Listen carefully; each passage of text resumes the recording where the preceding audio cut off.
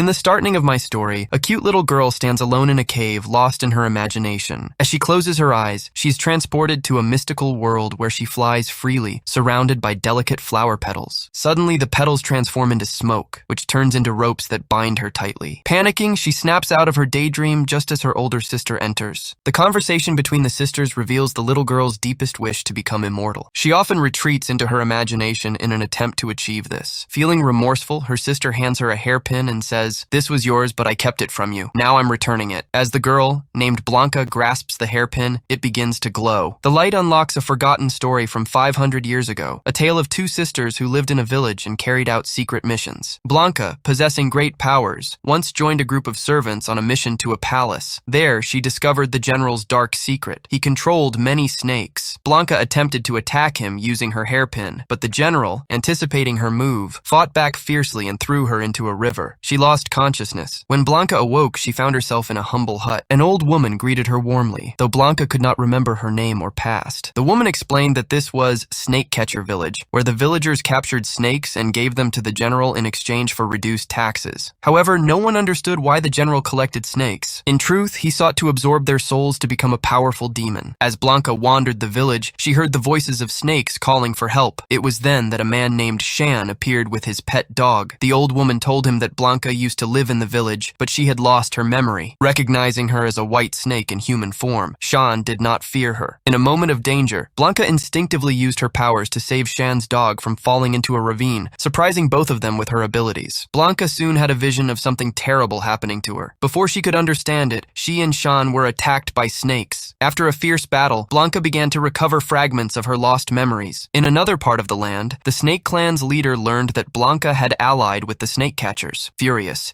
she ordered Blanca's sister to bring her back. She placed a deadly curse on her sister, warning her that if she did not retrieve Blanca within 3 days, the flames from the curse would consume her. Back in the village, Blanca found her hairpin and wondered how it had returned to her. As she and Shan tried to uncover her true identity, they were ambushed by the general's forces. A fierce battle ensued, during which Blanca transformed into her true form, a white snake demon. Exhausted from the fight, she collapsed into Shan's arms. Despite knowing her true nature, Shan declared his love for her, stating that no matter what she was, he wanted to stay by her side. Together they visited a shop run by a mysterious woman who was half human, half fox. The woman revealed that the hairpin did not originally belong to Blanca, but was later claimed by her. She handed Blanca a magical scale to help her find the hairpin's true owner. In the forest, Blanca's sister confronted her, insisting that she stay away from humans who captured and killed snakes.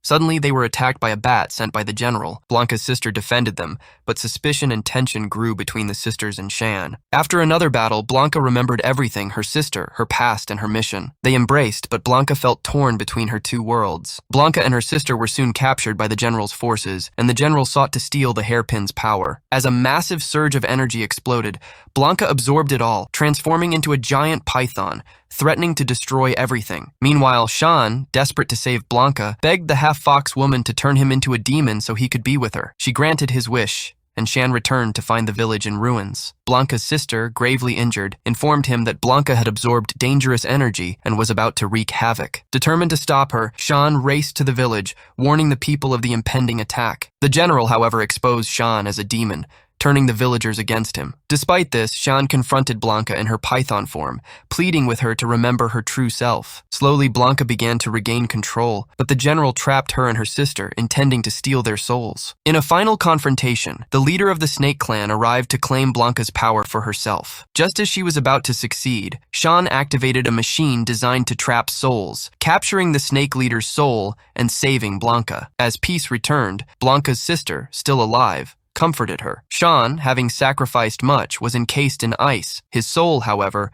remained within the magical hairpin. Blanca kept the hairpin, believing that one day Shan would return to her. Years passed, and Blanca waited patiently. One day, as she and her sister visited the market, the hairpin fell to the ground. A handsome boy picked it up. It was Shan, though he did not yet remember her. But Blanca knew, deep in her heart, that he would remember everything in time. Smiling, she realized their love story was far from over, and with that, this loving story ends.